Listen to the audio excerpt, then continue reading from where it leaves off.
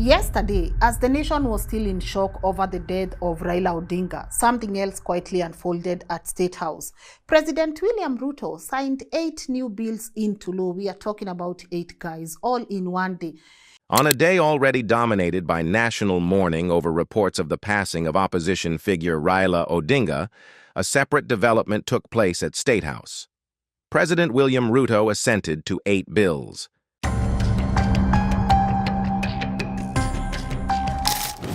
The measures range across digital governance, privatization, land administration, wildlife management, police human resources reform, virtual assets regulation, and the distribution of aviation charges. Because they touch areas that affect daily life, property, information flows, and the economy, it is useful to outline what each law sets out to do, what changes it introduces, and the main points raised by both supporters and critics. One of the new statutes amends Kenya's computer misuse and cybercrimes framework. The stated objective is to strengthen protection against online fraud, SIM swap theft, identity theft, cyberbullying, child exploitation, and technology-enabled terrorism. Kenya's digital participation has expanded quickly, and cyber incidents, ranging from phishing to social engineering attacks on mobile money, have become more frequent. The amendment gives state agencies clearer tools to pursue cyber offenses, request cooperation from platforms, and order content removal in specified situations. It also contemplates faster interventions when harmful content spreads quickly across networks. Supporters argue the updates bring the law closer to current realities, allowing security organs and regulators to act against criminal networks that often move faster than court processes. Critics, however, point to provisions that broaden administrative discretion over content classification and takedown requests. Terms such as false information, harmful content, and public order are flagged as potentially open-ended.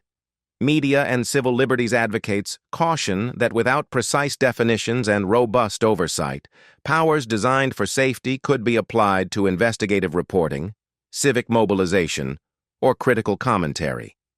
The central policy question is how to deliver timely protection from genuine cyber harms while maintaining due process protections, narrowly tailored definitions, and independent review of enforcement actions.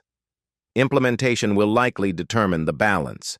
Clear regulations, transparent reporting on takedown requests, avenues for quick appeal, and judicial oversight can align security goals with constitutional guarantees.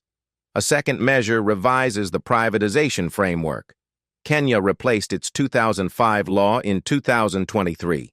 The 2025 statute further reworks approvals and roles following litigation and parliamentary debates.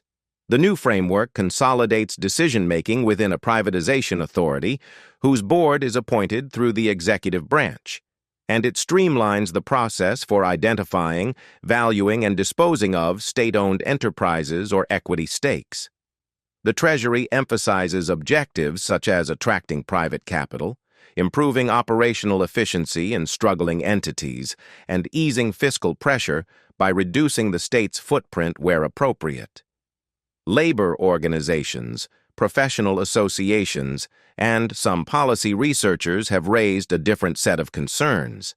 They note that previous privatizations in key sectors were sometimes associated with valuation disputes, job losses, or service disruptions, and they call for strong safeguards, public consultation, ex-ante publication of valuation approaches, Parliament's ability to scrutinize major transactions, and post-transaction performance audits. Under the new framework, the extent and form of parliamentary oversight are narrower than the model where each sale required a plenary vote. Proponents see this as removing bottlenecks that discouraged investment. Opponents warn of reduced transparency. The ultimate outcomes will hinge on how the authority publishes pipelines, engages affected stakeholders, prevents conflicts of interest, and protects strategic assets, while still enabling reform of underperforming firms. Land governance features in 2 of the assented laws. One addresses the National Land Commission's powers regarding historical land injustices and oversight of allocations. Its declared aim is to provide a structured avenue to review long-standing claims, identify irregular allocations, and recommend remedies. The statute also introduces timelines for filing and disposing of claims, and it allows the Commission to initiate investigations in specified circumstances. These features are designed to make the system predictable and to prevent indefinite uncertainty over titles. At the same time, timelines can be challenging for communities with limited access to legal services or documentation. Stakeholder groups therefore emphasize the need for accessible outreach, legal aid, and clear guidance on evidence standards, so that timelines do not unintentionally exclude legitimate claims. Another theme is institutional balance. The law clarifies concurrent roles of the Commission and the Ministry, but continued cooperation and data sharing will be required to avoid duplication and to ensure that reviews result in remedies that are feasible to implement. A complementary land administration measure modernizes registries and the setting of fees, and it refines procedures for compulsory acquisition for public purposes. The Ministry describes these changes as necessary to digitize records, reduce fraud such as double titling, improve service delivery, and align acquisition procedures with infrastructure needs. The law increases the scope for regulations to set or adjust administrative fees and land rates parameters, and it refines valuation and compensation steps for public projects. County governments, professional bodies, and civil society organizations have emphasized several safeguards they would like to see in the regulations: predictable fee schedules to prevent abrupt increases that could burden smallholders, independent valuation panels and fast-track dispute resolution for acquisitions, and open access to digitized registries with audit logs to enhance trust in the system. Success will be measured less by statutory language than by whether digitization reduces processing times and disputes, whether fee changes are gradual and well explained, and whether acquisition processes meet fairness standards for affected households. Wildlife governance is covered by amendments to the Wildlife Conservation and Management Act. The changes refine benefit-sharing formulas so that a portion of revenue generated by national parks, reserves, and conservancies is directed to local communities neighboring these areas. They also formalize co-management and intergovernmental coordination mechanisms and recognize Amboseli as a national reserve under county management. The policy intent is to link conservation incentives with local development outcomes, reduce human-wildlife conflict through practical investments, and synchronize county and national roles. Conservation groups, tourism operators, and community representatives largely agree on the need for predictable community benefits and better coordination. Their requests focus on transparency, timely publication of revenue figures, independent oversight of community funds, participatory selection of projects, and careful attention to tenure issues in landscapes where multiple interests intersect. Experience from various counties suggests that clear disclosure, inclusive governance of trust funds, and grievance handling systems are vital to prevent elite capture and to maintain community support for conservation. The National Police Service Commission, NPSC amendment, updates human resources governance for police services. The law strengthens the NPSC's role in promotions, career progression, transfers, disciplinary appeals, and welfare policy, while maintaining the Inspector General's operational command.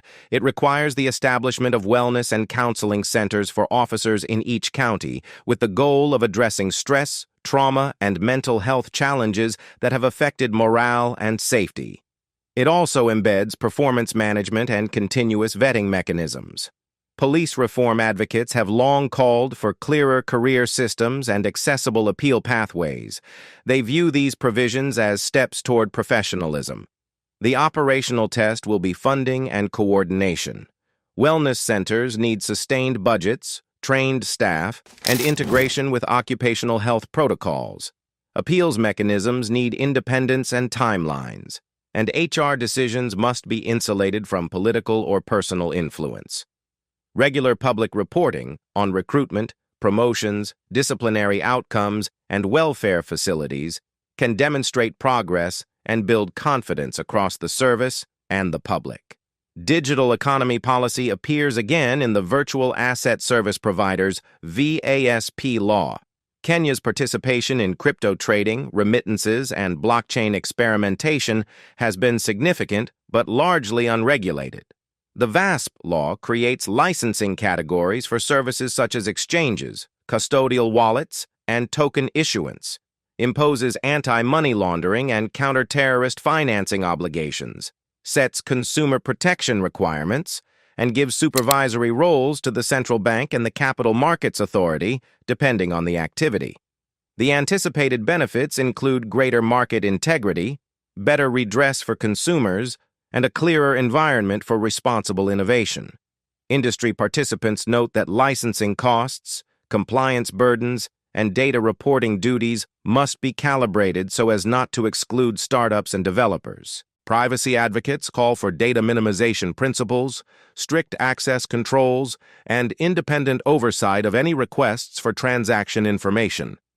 The broader strategic question is how the new law will interact with any exploration of a central bank digital currency and with regional payments initiatives. The regulatory architecture can position Kenya as a hub if it is predictable, technology-neutral, and proportionate, while still interdicting fraud and illicit finance. Finally, the Air Passenger Service Charge Amendment revises how the existing charge collected on air tickets is distributed among sector agencies. Previously, revenue mainly supported the Kenya Airports Authority, the Kenya Civil Aviation Authority, and tourism promotion activities. The amendment adds beneficiaries, such as the Kenya Meteorological Department, and an updated tourism funding mechanism, and delegates to the Cabinet Secretary the authority to set the exact shares through regulations. The rationale is to align funding with safety, weather, and destination marketing functions that directly support aviation. Sector stakeholders note that the total charge level remains the same. What changes is allocation and the instrument used to make adjustments.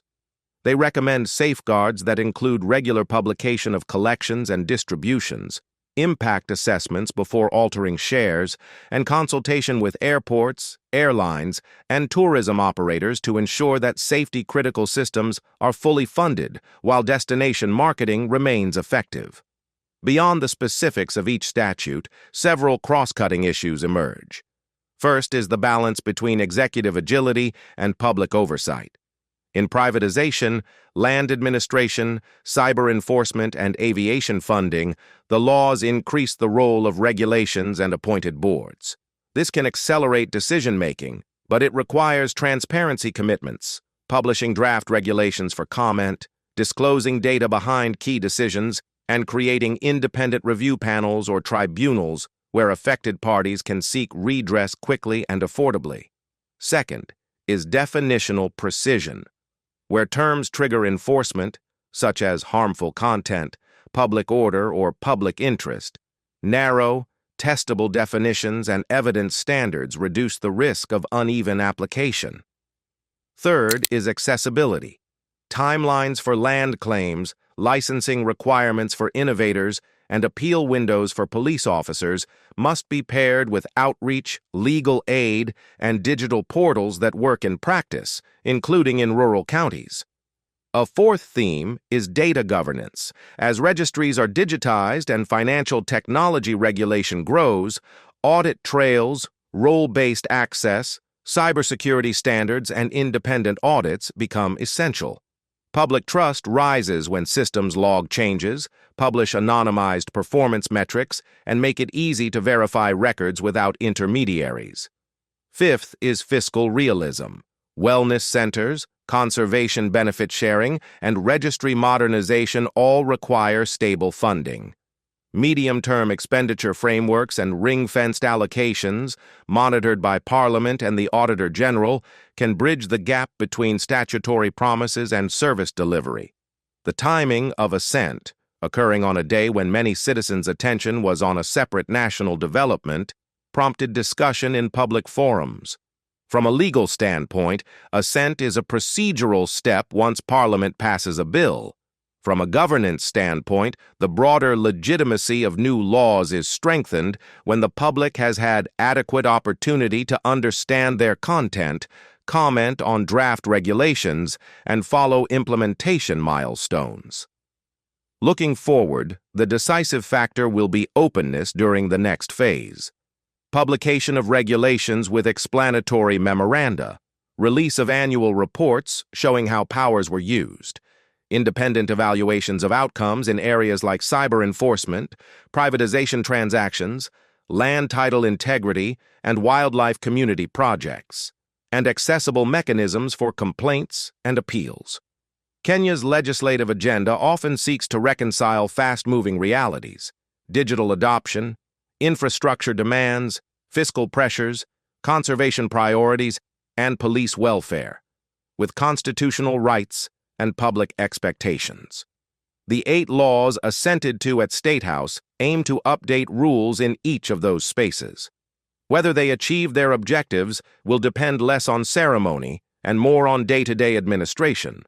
How precisely terms are defined, how transparently decisions are taken, how consistently oversight bodies operate, and how fairly ordinary citizens, innovators, workers, and communities experience the systems created by these statutes.